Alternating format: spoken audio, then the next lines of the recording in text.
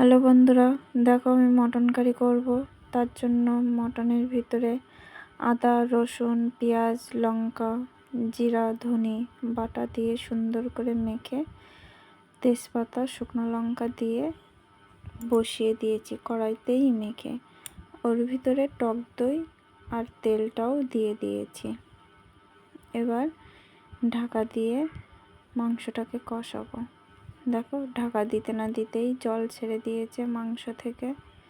আমি কিন্তু এক্সট্রা জল দেব না, এই জল দিয়েই মাংসটা সিদ্ধ করে নেব।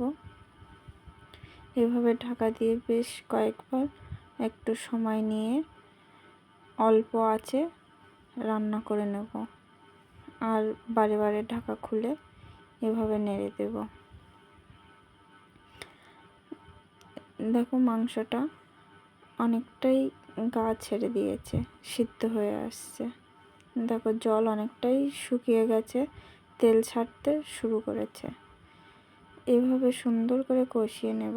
দেখো, মাংসে তেল ছেড়ে দিয়েছে, আরও একটু ভালোভাবে মিশিয়ে নেব, তলায় যাতে লেগে না যায়। দেখো, এবার কি সুন্দর তেল ছেড়ে দিয়েছে। এ পর্যায়ে আমি গরম জল দিয়ে দেব মাংসের ভিতরে। গরম জল দিয়ে দিয়েছি, দিয়ে এবার ভালোভাবে ফুটিয়ে নামিয়ে নেব। দেখো, গরম জলটা দিলে কি হয়, মাংসটা ঠান্ডা হয়ে যায় না।